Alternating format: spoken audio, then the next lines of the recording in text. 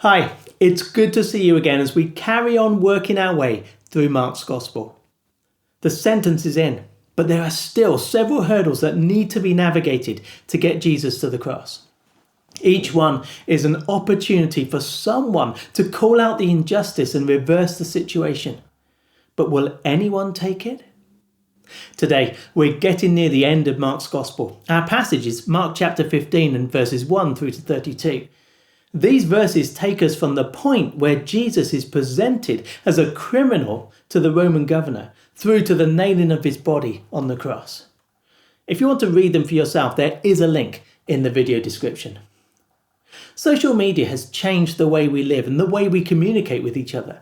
Suddenly, the world has become a very small place, and the web of connections has the potential to navigate ideas and viewpoints around the globe at an incredibly fast pace. There are positives here. Managed social media campaigns can get information far and wide with limited effort in comparison to the past. Yet social media also has a bite.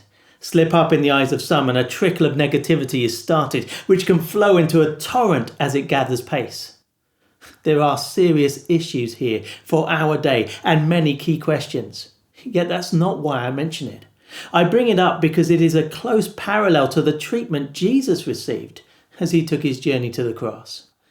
The Jewish leaders have tried and falsely convicted Jesus. Now they bring him to Pilate, the Roman governor of the region. This was an important step because if Jesus was to be executed legally without ramifications to them, they needed Pilate to authorize it. Pilate is no fool though. He recognizes what's going on. Mark tells us this in verse 10 when he says that Pilate knew it was out of self-interest that the chief priests had handed Jesus over to him. Yet at the end of the day, that doesn't make any difference. Pilate interviews Jesus, but Jesus stays silent. He then offers to release Jesus, but the crowd refuse. Seeing he could end up with a problem on his hands, Pilate signs the death warrant and hands Jesus over to be killed. What do Pilate's actions tell us? He wasn't unconcerned about justice, but at the end of the day, Jesus was a sacrifice he was willing to make. He wanted peace and to get rid of the hassle that had landed at his door early that morning. Pilate is not the only one involved. Around the headquarters, a crowd has gathered. Mark gives us a possible reason in verse 6. Now, it was the custom at the festival to release a prisoner whom the people requested. Are the crowd there for this? Or is it just because they've heard about Jesus? In one sense, it doesn't matter, because Pilate combines the two in his next move. He offers the crowd a choice: free Jesus or free a man called Barabbas. Now, Barabbas, we're told, was a murderer and what would amount to a first-century terrorist. Who would the crowd call for? Jesus, the teacher and miracle worker, or Barabbas, the criminal? Stirred up by the chief priests, the crowd called out for Barabbas. Pilate seems to be surprised and asks what they want him to do with Jesus. We're told they reply in verse 13. "Crucify him," they shouted. Pilate needs to check. "Why? What crime has he committed?" asked Pilate.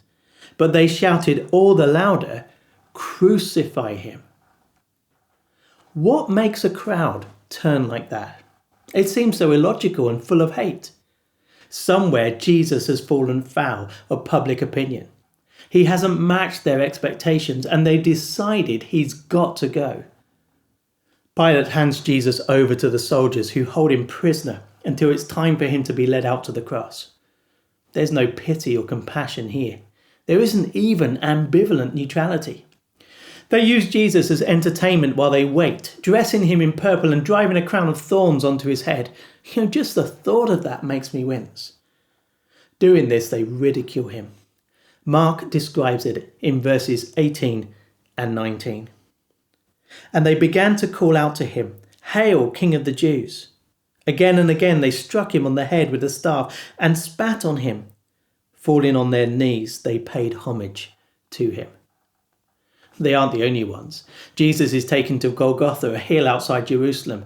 There the soldiers crucify him, nailing his hands and feet to the cross, before lifting him up to hang there, his body covered in blood and racked with pain. As he looks down, Jesus sees the soldiers playing a game to see who would win the clothes he'd been wearing. As he looks to his left and right, he sees the two robbers who were crucified with him. And then a short distance away, he sees groups of people gathering and others passing by. How do they treat him? With derision and scorn. They mock him and laugh at him. In their eyes, Jesus was weak and helpless, and they're rubbing it in. Mark summarizes the abuse for us in verses 31 and 32. In the same way, the chief priests and the teachers of the law mocked him among themselves. He saved others, they said, but he can't save himself. Let this Messiah, this King of Israel, come down now from the cross, that we may see and believe. Those crucified with him also heaped insults on him. Do you know what I find strange here? How quickly people turned on Jesus. We mentioned this before as we've looked at Jesus on the way to the cross. As we see the reality of human nature and how it responds to the challenge of God. How powerful pride is and the lengths we will go to live the life we want, unopposed.